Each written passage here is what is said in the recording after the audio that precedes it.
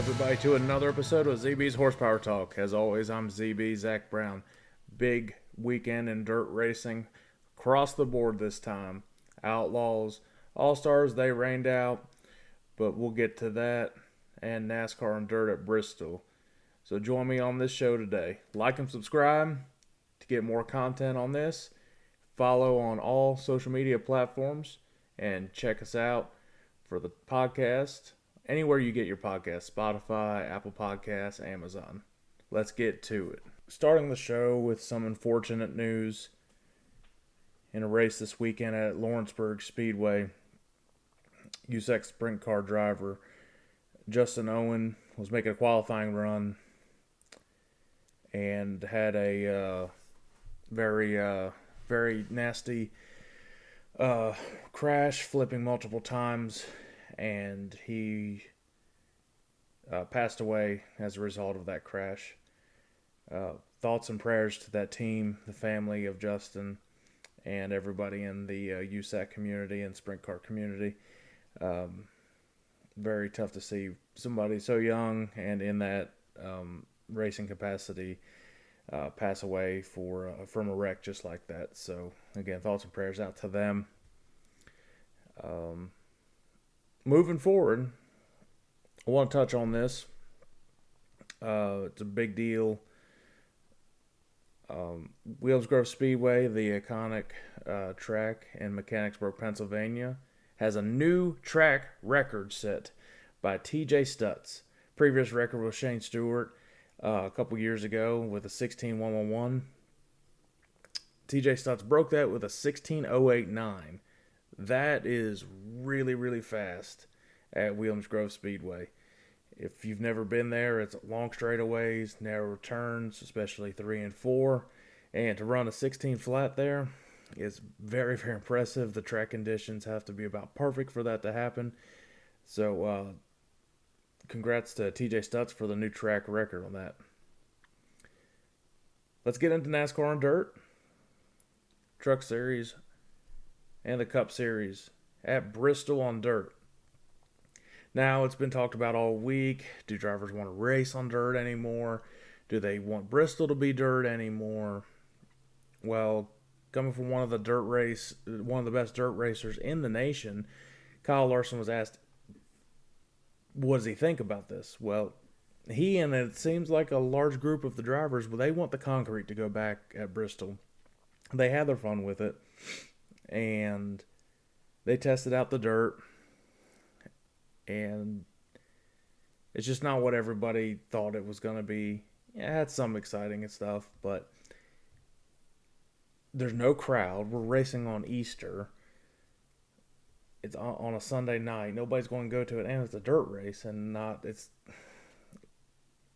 NASCAR fans aren't quite ready to be interested in dirt racing. The ones you saw there were usually the ones that liked both types of racing. So Larson said, we don't need to be going to dirt racing. We don't need to be doing that.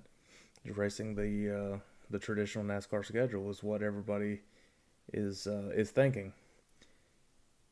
Anyways, the racing obviously still happened. We're going to talk about that. The big time news this week, Jonathan Davenport, one of the best dirt racers as well in the country, especially in late models. He was making his debut in NASCAR. He ran Saturday night in the Truck Series and had a solid run. It takes a while to get used to that stuff, but he was able to avoid a bunch of wrecks, which there were a ton of them. A ton of wrecks in the Truck Series. Actually, both series had tons of wrecks. Davenport finished 14th in the truck race. I thought that was pretty good. Considering it's the first time he's ever driven that. It's completely different, especially when you, with the bed of the truck, how it races completely different than what a late model would. And to just come out there with really no practice, I mean, he raced in the heats, but the longest race he's ever raced was 150 laps right there. And he's not used to it. He even said that. He was generally happy with his finish, he saw some things he could do to change up the Cup race he saw. But congrats to him to make it through all those wrecks and to get to the finish in the truck race. That's probably the most impressive thing, is to just not get caught up in one of those wrecks. The truck race, it was okay, but there was clear winner the whole time. Joey Logano, he was hanging around the bottom and it was just hooking up. Didn't have any issues, and he drove away with the win. Um, Joey's turned out to be a pretty dang good dirt racer, at least seeing from the truck race. And we'll get into the Cup race. What his had some unfortunate circumstances with that, but the the trucks they can put on some good dirt racing, and I like seeing the trucks on dirt. I think it starts getting overkill when you have the Cups on dirt and you end up putting dirt onto Bristol. But I'll talk about that here in a second. Let's recap the Cup race. Larson winning stage one, started on pole after going from sixth to first in his heat on Saturday. I think the heat should still be in the before the actual race on the same day, just to get the track running and ready to go, just like a traditional dirt race. I get it, it's Easter, they wanted everybody with families. Well, there's a simple solution to that, NASCAR. Just don't race on Easter. Give the drivers off like you always do. And then you could have done this race at a different time. But I digress. Larson with sticker tires in the stage two wasn't able to make a lot of things work. It pretty much took the entire stage for those to heat up the way he wanted to, and he was able to make moves towards the end of stage two. Tyler Reddick gets a win at the end of stage two. He's been very impressive at that track, and this whole entire year so far. He's really starting to heat up. Then Larson pits after stage two. And again, the reason I'm talking about Larson is that he was the heavy favorite for this, and everybody's expecting him to just run away with this. They say that every single year. But here's where it gets interesting. He chooses not to take any tires, which I'm not really going to question what Larson does on a dirt track. He knows way more than pretty much everybody out there. It's more or less what he had a feel for the car. He wanted some adjustments on pit road. But he's still one of those tires. He didn't feel comfortable on the sticker tires. He felt something that in the car where those are the right set of tires they needed for it. But he made a really surprising mistake, and he just spun out on his own. I think it was coming off of 3 and 4, and no one was really around him. And I mean, it happens. Everybody ends up making mistakes, and obviously he's going to be hard on himself about that. Christopher Bell chose not to pit in the final stage, and obviously ended up being the right decision. He led the entire last stage, was able to hook around the cushion and the wall too. He was running it hard. He was trying to find any bit of cushion that was left on that track, and he did, and he was able to hold off Tyler Reddick to get the win. Finally, a dirt guy gets a win at the dirt track race at Bristol. The one thing everybody's talking about, is going to be talking about this week, was the incident with Ryan Preece and Kyle Larson. They got together obviously early on, and then later in the race, after Larson spun, he was trying to make his way through the field. Priest kind of ran him up the track. They made contact, and then Priest just hangs her right and just plows Larson into the wall, and Larson's car is done after that. And Davenport actually gets caught up in that too, and that ends his night as well. I don't know if there's going to be any repercussions for Priest or anything from NASCAR to penalize him or anything like that. Obviously, his owner, you could tell in the change of tone that he had during the broadcast. Tony wasn't too happy with Priest, as Tony has a lot of respect for Kyle Larson. So that probably won't go over well in the team meeting on Monday. but it is what it is, and that's the way it ended up being for Larson's night, and gets another DNF this year, and just has some unfortunate luck. Lucky he's got that the win in the bag, and he's able to get some points with the stages and everything. But the big takeaway from the top 10 as you go through this. So obviously Christopher Bell won, and Tyler Reddick got second. Ended under caution. There's a wreck at the end, so wasn't able to see if there was going to be any interesting move at turns 3 and 4. Bell went down to the bottom, and Reddick went to the top, but I don't know if that was after they were receiving word that there was going to be a caution, or if that was going to be strategy. If so, that would have been interesting to see if Reddick could have went around him. But Austin Dillon gets third, and he continues to improve. And Kyle Busch, his teammate, was running very well the entire race, and then got caught up in a wreck later on. RCR is finding speed, including Austin Dillon, and I'm telling you, it is the Kyle Busch effect there. Kyle expects greatness, and he expects the performances to keep improving, and they're going to, and they have been. So I've said it from day one. He's made a difference with that organization already. Another dirt racer, Ricky Stenhouse, gets fourth. Chase Briscoe got fifth. The entire top 10 is, everybody in general has racing background. Entire top 5 is all dirt racing background. And then you got Justin Haley gets sixth. I don't even know where he came from, but he ended up sixth. That was pretty cool to see him get a solid finish. That was really sharp paint scheme too in the Tide car. Truex out of nowhere ended up seventh in the top 10. So that was definitely a good run for him. He's had unfortunate luck a lot of from last year and some this year as well. So good to see him get a solid top 10. Here's the two that are interesting. 8th was Todd Gilliland. Well, where the hell did he come from? He chose not to pit in the final stage, and also helped that everybody crashed every other lap, it seemed like, and a bunch of caution laps. But he took advantage of it and kept restarting towards the front, and ended up with the top 10. So good for that organization as well. Harvick gets 9th, or out of nowhere again, closer, getting a top 10 finish. But here again, Michael McDowell gets a top 10. He spun 2 or 3 times, and when he spun around, he actually did a full 360 and kept rolling. So he knows how to control it and keep it rolling. So to get a top 10, 2 top 10s for that organization, Gill and then McDowell, that's really impressive. So good on them. It's always good to see a smaller team have some success at these tracks. So the dirt track is kind of becoming what like Talladega is, and it's a crapshoot on who can win. Let's stick with something I want to touch on about Bristol, though. There's no crowd.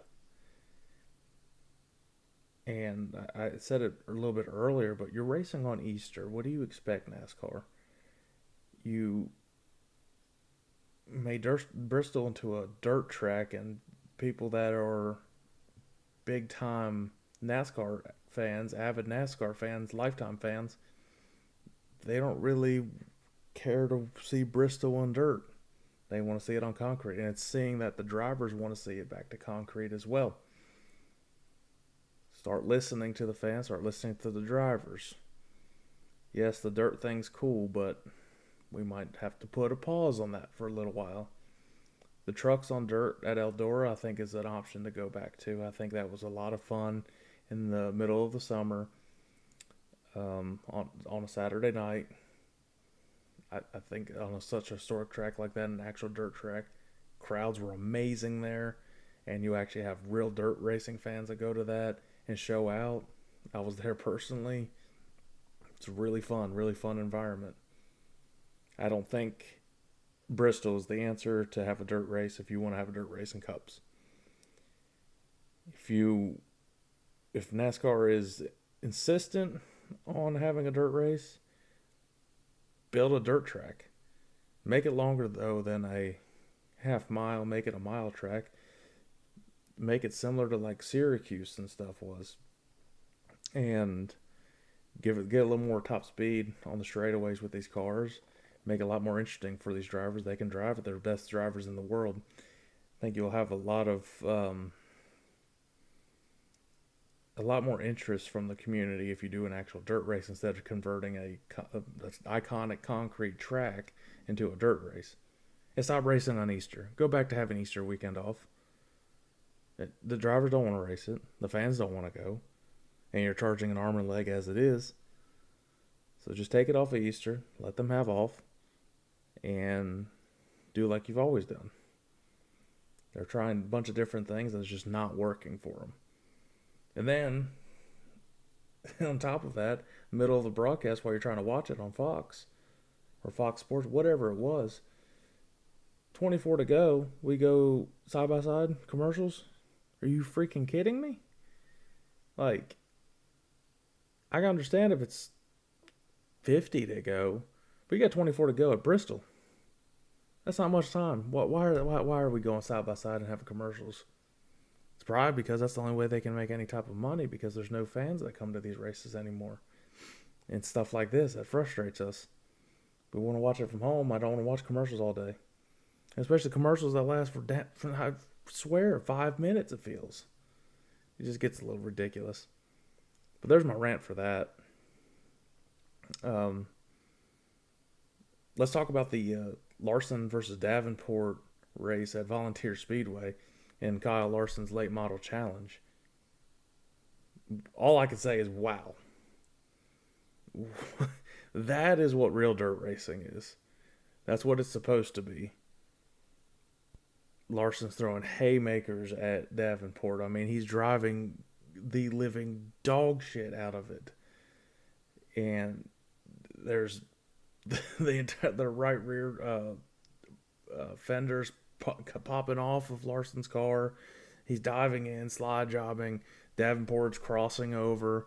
Larson's just going. He just keeps trying to get that slide job and wanted to. He finally gets it done and gets him cleared and ends up winning the race at Volunteer Speedway. But, I mean, it's just two dirt racing kings, really, going at it. That's what it's all about. So, NASCAR, take some notes of that. If you want to try to figure out how to do something, look at all that stuff. Why don't you talk to some of these dirt racers too, what it takes? Because that was freaking awesome. And they showed some of the highlights on the NASCAR race. I'm like, yeah, probably because that's some really damn good racing. So think about that when you try to do this stuff again, NASCAR. Move away from NASCAR.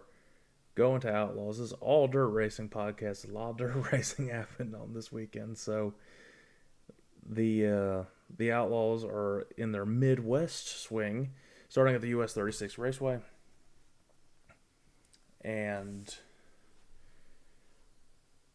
what a race. I mean, it was a hell of a race. If you haven't seen it, go check it out. There's on the Outlaws YouTube channel. It came down to Macedo, Sweet, and Haudenschild. Of course, my dad's pick's going to prevail. If you can see where it's going. I hate losing. I mean, Haudenschild he was running the hell out of that car on the outside. And he was able to get it to stick. And he was able to get the pass in the final laps, and he gets the win on Friday night. So, and that was actually the wild child Jack Haudenschild's 65th birthday. So, Sheldon was able to get a win for his dad on that US 36 on Friday.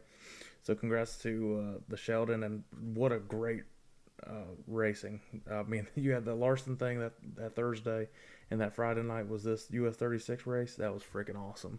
Just some good dirt racing there. So I was optimistic when I went to NASCAR, but kind of subpar what was happening. But Outlaws the next day, they go to 81 Speedway. Another very solid race. But Rico was able to get the win over Carson Macedo. Carson Macedo's been showing a lot of speed these last couple of races on those short races. So you got to keep that in mind when you're looking at who could possibly get the win there. Hey, my pick did not crash or finish really poorly at 81 Speedway. So there's that.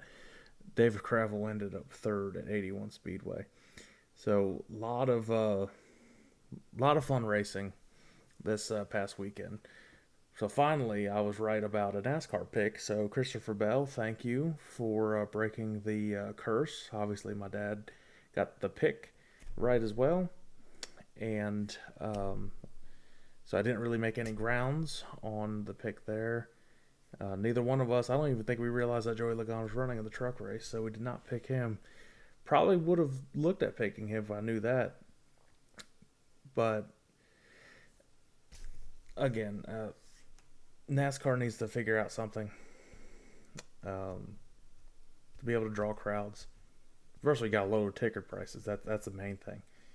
But going to Bristol and putting dirt on it was cool the first time. Second time, it's like, okay, whatever. New generation cars, let's see what they do. But now it's just like, all right, let's just move on from it. Like I said, I think the best thing is if you want dirt with the Cup races, build a dirt track. You don't need to do all these modifications to these tracks out west that nobody really cares about anyways. Find middle of America, Kansas or some Missouri, around that area where dirt racing is really all they do, and build a dirt track. Talk to these dirt racers on what they would like to see, and actually do something that would be a lot of fun for the fans if you really want to do that. But I think trucks just need to go back to Eldora, and that was a lot of fun. I think they're starting to get a little bit overkill with the dirt races like this, just like they're doing with the road courses and everything. But I think that's going to wrap up this episode for the recap on all dirt racing this past weekend. Again, like and subscribe to the YouTube channel. Follow on all social media platforms, Instagram, Facebook, Twitter, all that fun stuff. And go ahead and check out, if you find yourself you can't watch a video or anything, go check me out on Apple Podcasts and all the podcasting networks, and listen while you're at work, going down the road, or commuting, or anything like that. Tune in on Wednesday for the second week of Crew Chief Corner with my dad, Jeff Brown, again. And we'll dive into the picks coming up this weekend for all sorts of racing action. So till then, see you guys.